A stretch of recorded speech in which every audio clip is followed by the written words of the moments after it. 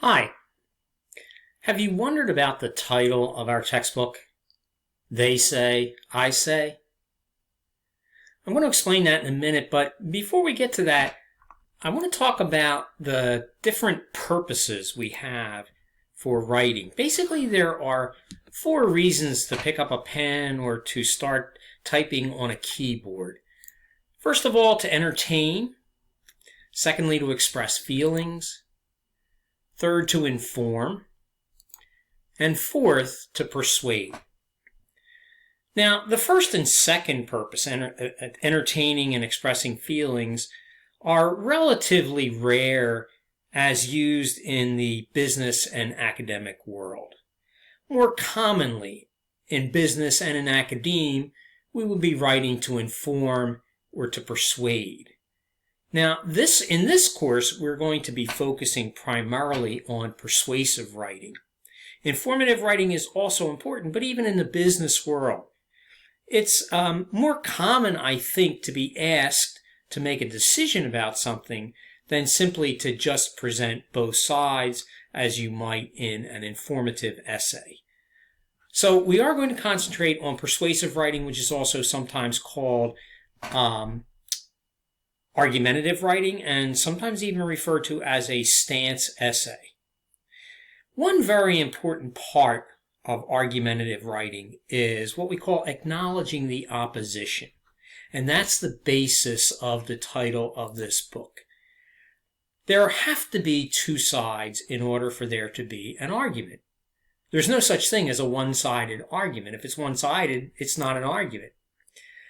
In the book, the authors give us a very good example of being at an academic conference in which the speaker was vigorously defending a researcher whom they identify as Dr. X, I guess to protect the guilty.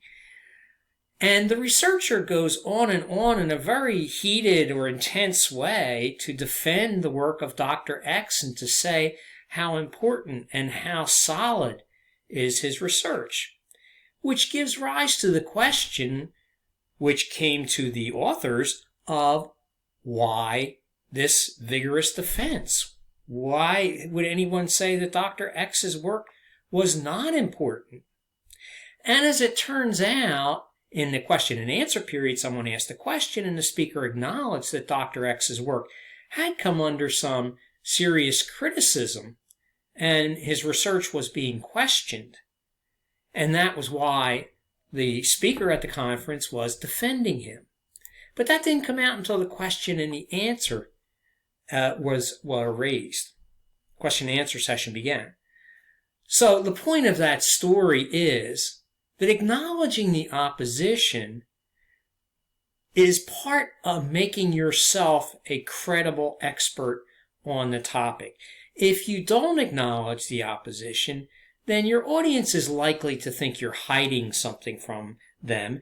They're going to ask themselves, what is he or she not telling us? Now, I want to caution you that acknowledging the opposition is not at all the same as switching sides, not at all. There is a type of essay in which you kind of present both sides of an argument equally. It's called a pro-con essay.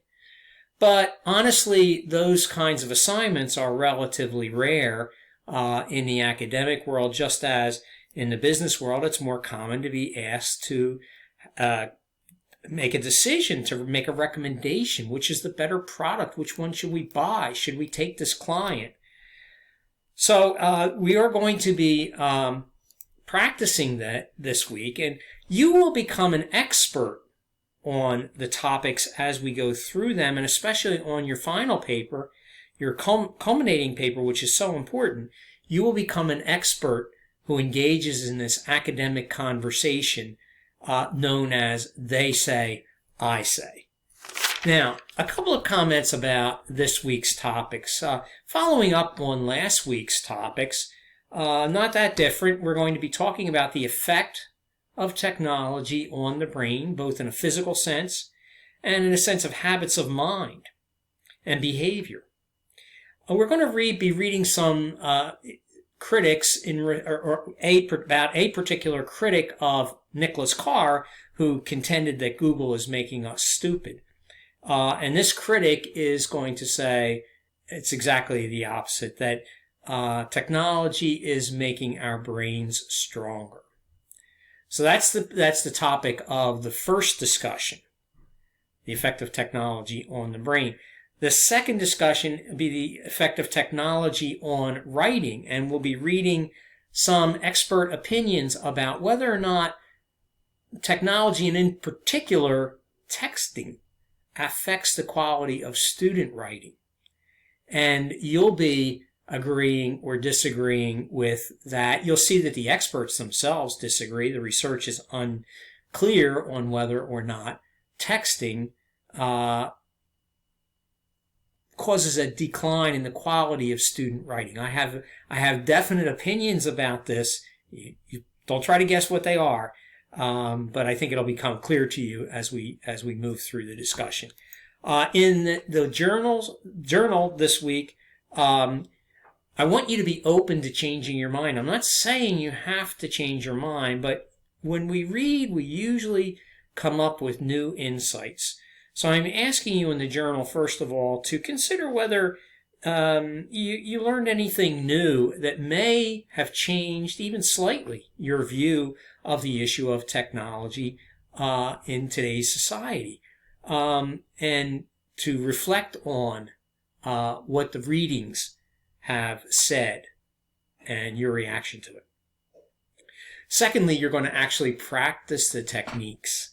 Okay, you're going to identify in your argument, whichever side you are on right now, you're going to identify what you think is the strongest argument that you can make of the many that are available. And you won't just use one in your essay, but you want to identify which ones are strong and which ones are not so strong. And the second thing that you're going to do then is to figure out, well, what would the counter argument be to that? If I were having a face-to-face conversation, they say, I say, what would be the they say in response to what I say on this issue? And then the third step, you are then going to counter the opposition, the counter argument. Remember, we don't bring up the counter argument in order to switch sides or to be balanced. We bring up the counter argument in order to knock it down. So, should be an interesting week. I look forward to the discussions, and I hope you have a great week. Good writing.